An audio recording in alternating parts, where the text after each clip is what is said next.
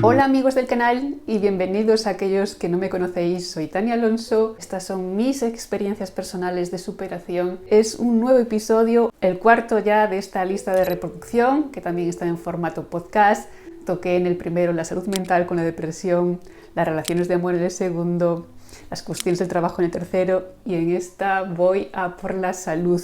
Pasé de ser una persona hipocondríaca a ser muy psicosomática, a sentir que hoy en día cuido de mi salud y me siento mucho más tranquila a ese respecto. Así que allá vamos.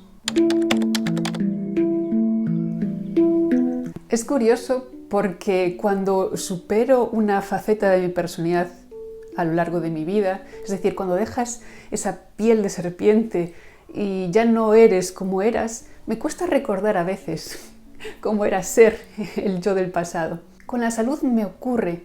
No recordaba yo estar tan preocupada por ella hasta que, removiendo unos diarios antiguos que encontré en unas cajas, empecé a leer y sí, vi que estaba muy preocupada por mi salud, atemorizada por síntomas y psicosomatizaba mucho. Voy a decirlo ya de punto de partida que hay muchos factores que entran en juego en la salud. El ambiente al que estás sometido y en el que te desenvuelves importa, tus factores genéticos importa, así que esto no simplemente va a ser todo depende de ti, más bien va a ser un date cuenta de todos los aspectos que influyen y lo que esté en tu mano, ponlo, porque te aseguro que marcará un antes y después acerca de cómo te sientes y la salud es básica, es como el punto de partida para tener una buena vida. Pues empezando por el principio, yo me describiría como una niña sana. No hubo en mi infancia episodios que yo recuerde de enfermedades, de hecho casi no enfermaba nunca, y como vivíamos en una aldea y no teníamos muchos recursos, pues cuando tenías algún pequeño resfriado o cuando pasaba algo que no era muy grave, te curabas en casa descansando y tomando algunos remedios naturales. Incluso llegó a pasarme que tuve una caída fuerte por unas escaleras, me di muy fuerte en la espalda y nada, tampoco me llevaron al médico. Eso se curaba andando al día siguiente, hombre. Quiero decir que, bueno, no siempre fue la mejor forma, pero fue la que fue. Y también agradezco que como niña no se abusase de medicación en mi caso. Muchas cosas se podían y se curaron efectivamente de forma pues, normal. El cuerpo está bastante preparado dentro de sus limitaciones y tampoco está mal recurrir a la medicina, pero tampoco está bien abusar de ella. Entonces diría que hasta que cumplí mis 20 no fui alguien que tuviese problemas de salud, pero no es cierto. Muchas veces son sutiles y los normalizamos. Por ejemplo, a raíz de mi primera menstruación sí empecé a desarrollar ciclos muy dolorosos que se podrían relacionar y luego se relacionaron de hecho con el síndrome de ovarios poliquísticos y con la prolactina alta. Es decir, tuve ciertos desequilibrios hormonales y también estos problemas muy similares a la endometriosis. En mi caso los normalicé entre mi ignorancia y de aquella no había casi información al respecto. En serio que yo llegué a buscar y había muy poca. Eso claro, fue ya hace bastantes años, ahora ya hay mucha más. Pues me sentía un poco perdida y desorientada y nunca le di demasiada importancia y lo fui sufriendo en silencio. Lo mismo ocurre con la mucosidad. Siempre tuve bastante mucosidad recurrente, goteo de nariz y carraspeo en la garganta. Y bueno, más recientemente es que he sabido que tiene mucho que ver con procesos inflamatorios, es decir, el sistema inmunitario diciendo socorro, estoy aquí luchando, que puede ser causado por el estrés o causado por agentes externos que lo están comprometiendo, ¿no?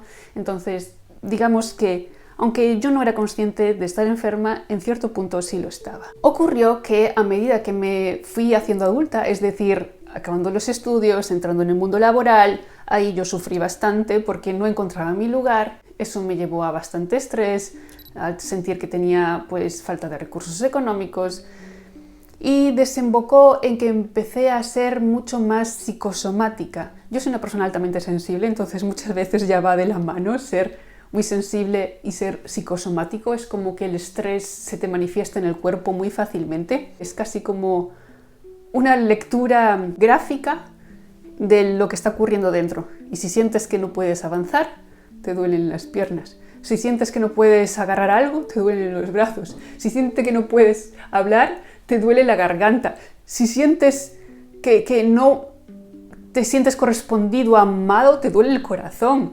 Si sientes que algo te crea rechazo, te da asco en las tripas.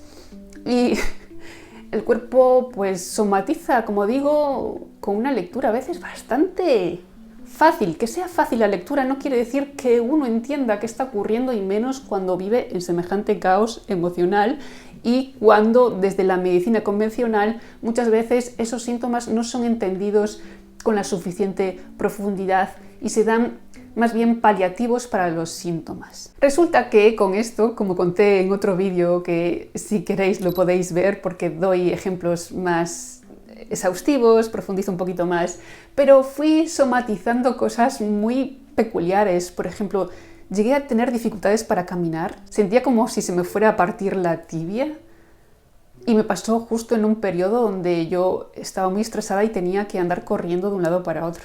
Somaticé varias veces en la piel. En una primera vez tuve como una especie de alergia al sol, lo que me hizo sentir muy intranquila porque a mí me encanta el sol. Como, no puede ser, estas manchas que me están saliendo, estas ronchas. Y lo mismo ocurrió durante el encierro de 2020. Aún guardo una foto, me parece que tengo por aquí, acerca de esas erupciones cutáneas, eczemas que me salieron en la piel a cuento de nada. Salieron cuando nos obligaron a quedar encerrados en casa. Yo tenía de aquella una rutina antes de todo esto que consistía en dar un paseo mañanero al sol, que me llenaba de paz mental y energía y vitamina D. Y cuando no pude recurrir a eso y además se sumó una gran metralla de noticias y estrés, y mi madre estaba enferma por entonces y tenía miedo por ella, por su debilidad y la posibilidad de que enfermase más, y me sentía muy responsable de su salud. Se juntaron muchas cosas, yo sentía que no podía respirar y me salió este síntoma, que llegó a un punto donde empezaban a formarse heridas y dije, pues voy a tener que ir al médico, pero yo nunca fui muy amiga de ir al médico así de primeras, siempre fui como espera, a ver qué está pasando con esto, ¿no? Y luego si no encuentro solución o si se va agravando, entonces sí. Y se acabó resolviendo cuando ya empecé a poder volver a salir. Pero no es poca cosa, porque conozco personas que empezaron con esas erupciones y que hoy en día se ven obligadas a tomar una medicación de por vida. A veces empiezan con corticoides, luego los derivan a otro tipo de medicación, pero siempre bastante agresiva y recurrente y dependiente. De lo contrario, tienen como reacciones alérgicas muy fuertes. A todo esto hay que sumarle, amigos, que yo siempre fui hipocondríaca. Todo empezó de pequeña, yo me di cuenta de pequeña, cuando había una enciclopedia de salud en mi casa, que eran unos fascículos que venían con el periódico y traían el nombre de la enfermedad y la descripción y a veces alguna imagen. Y yo, pues curiosa, me puse a leer cualquier cosa que había por casa. No había demasiados libros, no teníamos demasiados libros. Entonces me puse a leer los fascículos y cada vez que leí una enfermedad yo sentía que la tenía. Es que era leer una y yo decía, esto lo tengo y esto lo tengo. Y sentía la zona a la que se refería la enfermedad, desde la más superficial a la más profunda, sentía esa zona como que algo estaba ahí moviéndose. Es como era muy capaz de poner la energía ahí a raíz de leer eso. Y me entró un pánico que durante semanas después yo sentía que esas enfermedades estaban ocurriendo dentro de mí. Esta cosa empeoró cuando mi madre, cuando yo tenía unos 11 años, si mal no recuerdo, sufrió cáncer de mama y yo pensé que iba ya a la siguiente con mis 11 años. Entonces, eso también lo cuento en mi vídeo de la hipocondría. Os animo a verlo, es uno de mis vídeos favoritos del canal. Pedí que me hicieran una exploración mamaria a los 11 años porque mi madre tenía cáncer. Lo curioso es que no es tan fácil como se cuenta. Un hipocondríaco por dentro lo vive con una angustia infernal, porque te obsesionas tanto que te lo crees. O sea, es una angustia que no puedes quitarte de la cabeza de forma racional. Es como el que tiene miedo a volar. La angustia te supera y el miedo tiene lugar a través de sudores, falta de sueño, nerviosismo y obsesión. Desde que yo pensé que tenía la enfermedad hasta que se lo comuniqué a mi madre y me hicieron la exploración, pasaron quizás meses en los que yo vivía angustiada, y así con cada enfermedad que creí que tuve a lo largo de mi vida, sobre todo si la consideraba medianamente grave. Por ejemplo, yo hasta creí haber tenido el SIDA y me obsesioné con eso de una forma muy estúpida y no me quería hacer la prueba porque pensaba que iba a dar que sí, y entonces tenía que empezar a contar los días que me quedaban de vida. Quien sufra un miedo, una angustia o haya visto en su entorno personas que lo vivan así, sabe que no es una cuestión tan fácil de sobrellevar cuando lo vives desde dentro. De todos modos, sí que con el tiempo conseguí moderar esa hipocondría. Sí que empecé a ser una persona como más racional, más asentada.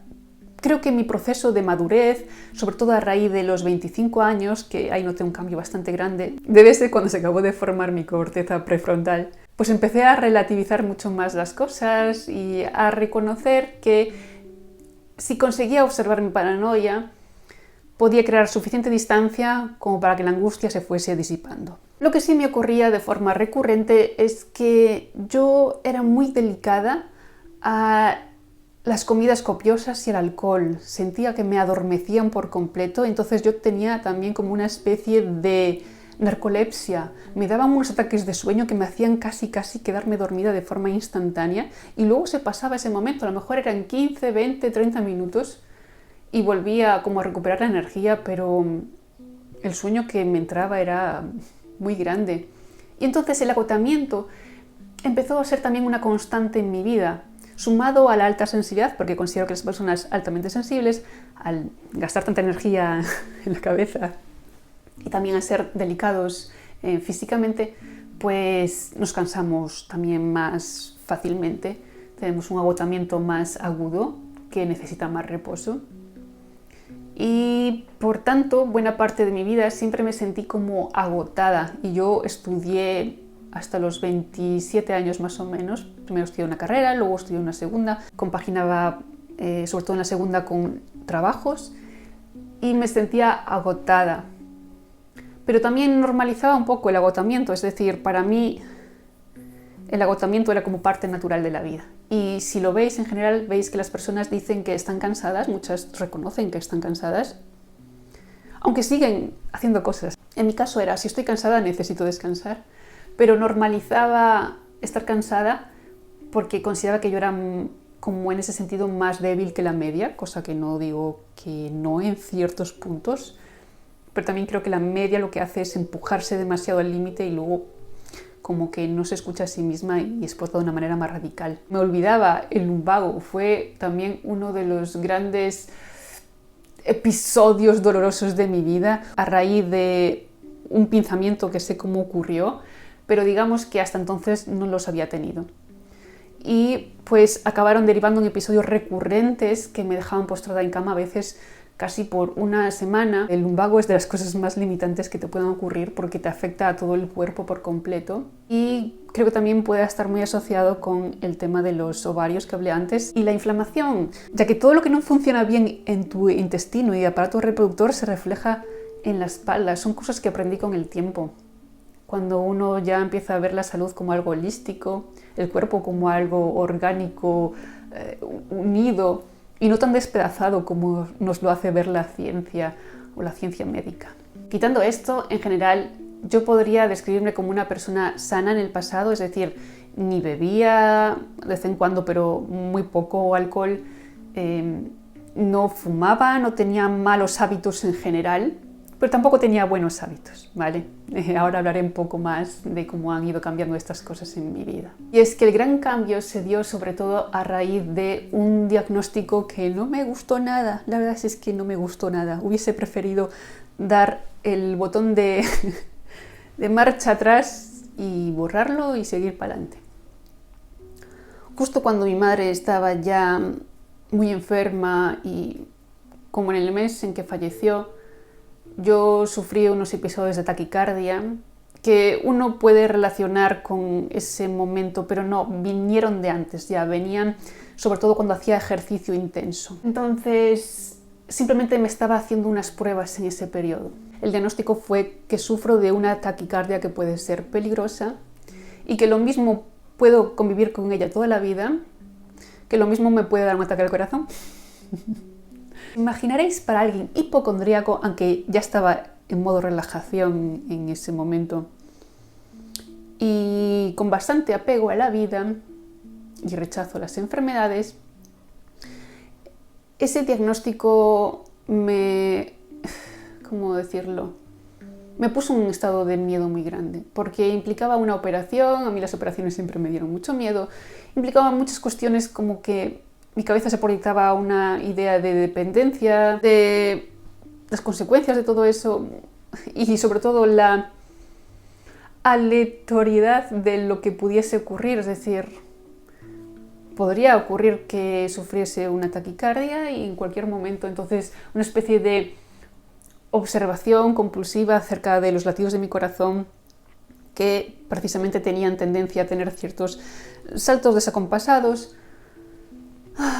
y la sensación de, ok, respira para no alterar tu corazón. Bueno, fue bastante angustiante, fue como decir no pienses en un elefante rosa y ya sabéis lo que pasa.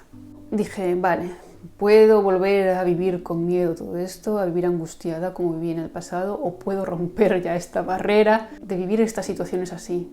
Y entonces de ahí surgió el vídeo de la hipocondría. Esa fue parte de mi sanación. Tuve que aceptar el miedo a la muerte, que es lo que yo estaba evitando a toda costa. O sea, cuando uno tiene hipocondría, lo que tiene es miedo a la muerte. El miedo a la muerte subyace en la mayoría de nuestros miedos. Integrarlo me liberó muchísimo. Pude aceptar lo que se me planteaba desde la medicina para resolver esta cuestión. Tenía que poder vivir con la incertidumbre de pensar que podría pasarme algo porque tenía ciertos ingredientes para que pudiese pasar, lo que no quiere decir que pase, pero bueno, es más que 0 ingredientes. Pasado este proceso, se unió que empecé a tener muchos malestares intestinales. Esto incluso vino antes, solo que, como dije también antes, pues a veces uno normaliza y espera y convive y cuando te das cuenta ya piensas que es parte de ti.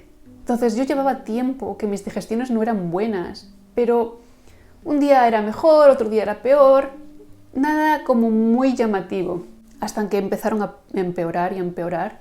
Y entonces dije, vale, ya está, no consigo como regular esto. Estaba perdiendo peso a pesar de que comía muchísimo, estaba perdiendo cabello, se me rompían las uñas, pérdida de memoria, niebla mental, un desastre. Empecé a investigar un poco y vi que lo más probable es que tuviese intestino permeable, porque todo apuntaba a que no estaba absorbiendo los nutrientes. Además, eso me llevaba a unos indicios de hipotiroidismo de Hashimoto y otras enfermedades asociadas. Cuando empiezan todas. Un amigo mío me dijo una cosa muy inteligente una vez, me dijo, uno no está enfermo de 20 cosas diferentes.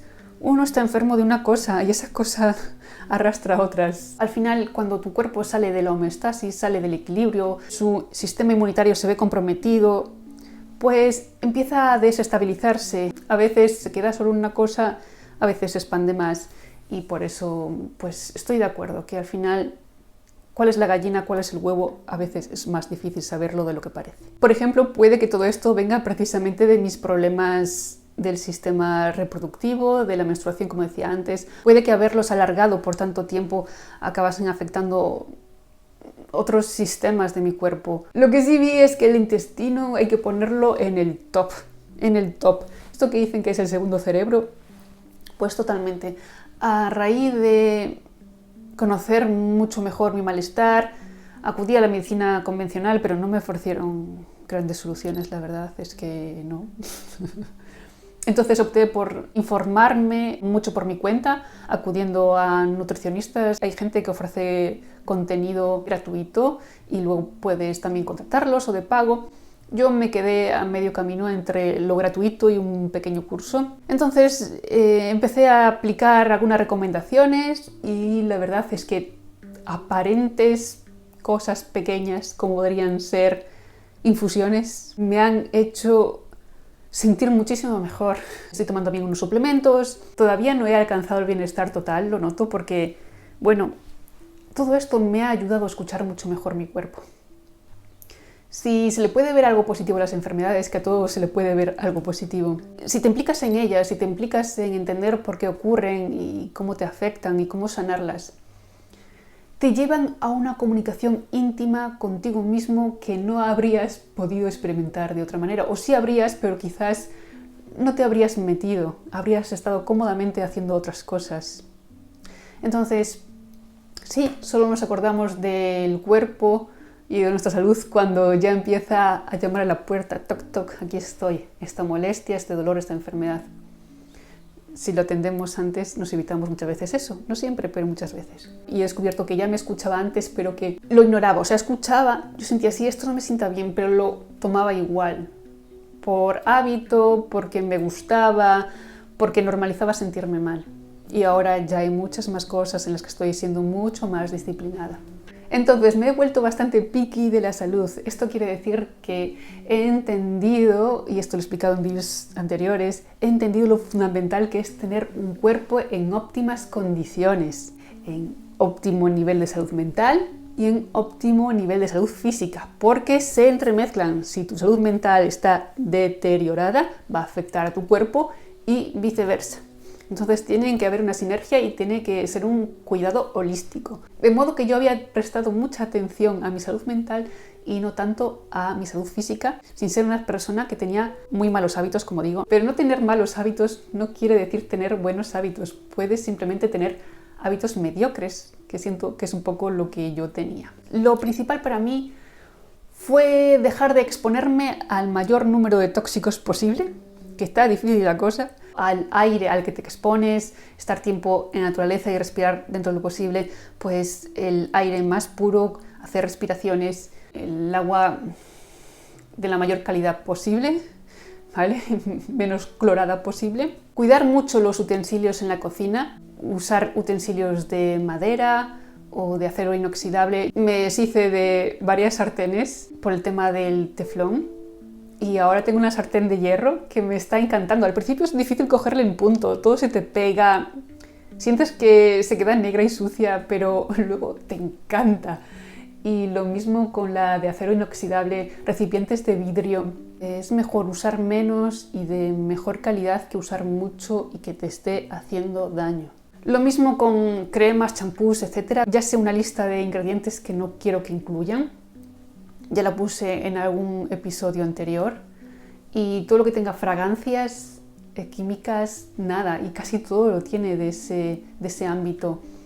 Estoy también tratando de comprar los detergentes más limpios posibles. Las esponjas ya no uso que tengan microplásticos. Sí, trato de eliminar toda esa toxicidad, sinteticidad, quimicidad que hay en todos estos productos que sé que pueden estar alterando mi sistema inmunitario y por ende mi sistema nervioso y por ende mi salud mental y mi salud física y la.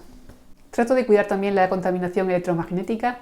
Esa está más complicada porque lo ideal sería usar unos medidores y bueno, es que por lo menos ahora mismo trato de apagar todo por las noches y no estar tanto tiempo rodeada de aparatos electrónicos. Por suerte tengo un patio, tengo una jardinera, ahí planto mis cositas y meter las manos en la tierra, trabajar con las plantas, eso siento que ya me es de gran ayuda. La comida trato de que sea lo más natural posible. Por fortuna aquí sí que hay tiendas de cercanía. Es verdad que los productos pues a veces son más caros o no son tan relucientes ni tan bonitos, pero a mí eso no me importa. Y he comprado a raíz de este malestar intestinal libros de nutrición que incluyen recetas y así me he vuelto una persona más capaz de cocinar platos originales con verdura.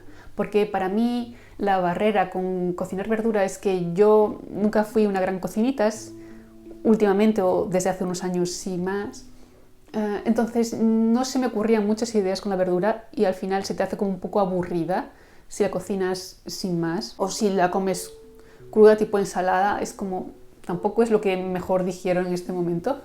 Entonces aprendí a hacer platos más originales con verdura y ahora precisamente estoy haciendo unos purés que me estoy sorprendiendo de lo buenos que saben. Pero si queréis que os diga algunos cambios que he notado que han tenido una gran implicación, es la hora de acostarme y la hora de levantarme. Empecé a acostarme más temprano, probé sobre las 10, a veces me retraso un poco y voy a las 10:30, 11 alguna vez, pero mi objetivo es 10 o bajar de las 10. Entonces me acuesto cuando se oculta el sol y me levanto cuando empieza a amanecer, de modo que así puedo recibir esos primeros rayos de luz y me siento mucho más enérgica. Y en esa hora de la mañana tengo además ese ritual precisamente de recibir esos primeros rayos de luz y luego me limpio los sentidos. Eso también me ha quitado muchísima mucosidad. El hecho de limpiarme la nariz, tengo una... Ahora yo no sé cómo se llama, lo pondré por aquí, que me ayuda a hacer las limpiezas nasales y eso me ha quitado muchísima congestión. Tengo muchísimo menos resfriados y mucosidad que antes. También me raspo la lengua, hay raspadores especiales para eso. Siento mi cuerpo con mejores defensas, no sé cómo explicarlo. Y luego me ducho. Y eso es muy temprano todo, o más temprano que lo hacía antes, por lo menos. Entonces empiezo el día ya como limpia. Sí, empezar el día con el amanecer limpio te da como energía. Y luego si hago ejercicio en mi pico, que es como sobre las 11 de la mañana, y hace un buen día, me siento fuerte, enérgica, saludable. No usar las pantallas antes de dormir y nada más levantarte, que es un hábito que yo tenía, de hecho en algún blog lo puse, lo he eliminado y me siento mucho mejor. Y por las noches me echo aceite de ricino o aceite de sésamo en el ombligo. Esto es de la Ayurveda. Si buscáis en internet pondrá que no hay pruebas de que tenga efectos positivos. Efectos positivos los veo yo. Y tengo un pequeño ritual con aceites esenciales. La verdad es que tener un ritual de despertar y de acostarse a mí me ha transformado bastante la sensación de vitalidad y bienestar que siento.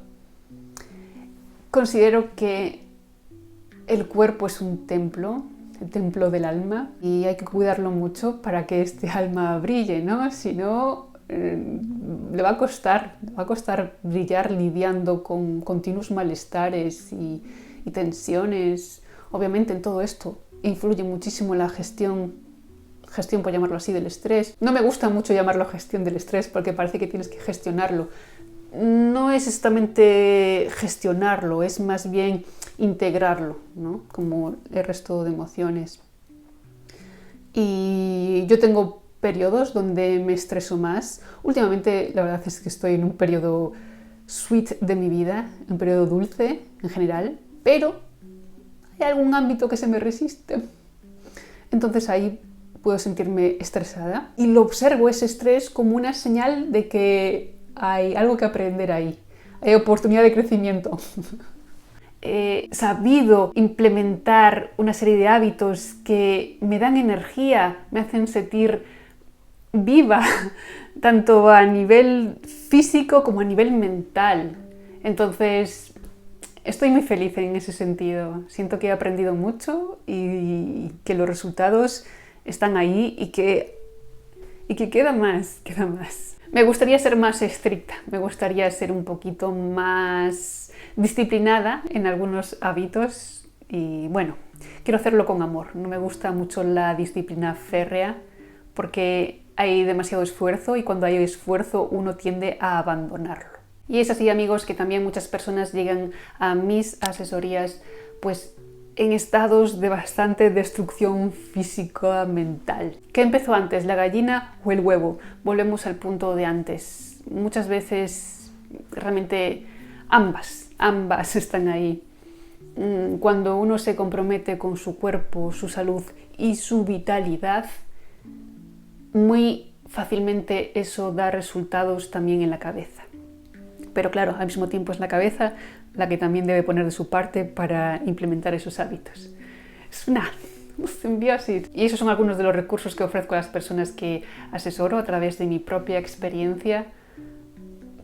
Enseguida leo, y me importa de hecho, si a nivel de salud están diagnosticados con algo, tienen enfermedades, más allá de que lo estén tratando o no. Es fundamental implementar ciertas modificaciones en cómo uno se comunica con el cuerpo, cómo lo trata, ciertos hábitos y encontrar los que mejor funcionen para cada caso. Amigos, os recuerdo también que tengo un libro, lo escribí cuando estaba deprimida. Yo sentía muchísimos más síntomas, sobre todo la mucosidad.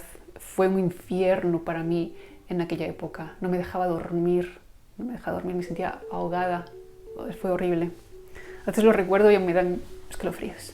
Y tengo un contenido exclusivo para miembros del canal, podcast con tono poético y podcast con tono de pensamiento crítico, porque hay muchas cosas que no están funcionando en este mundo que precisamente nos enferman a todos los niveles. Hablo de eso también. Espero como siempre que este contenido os haya servido y nos vemos en el próximo.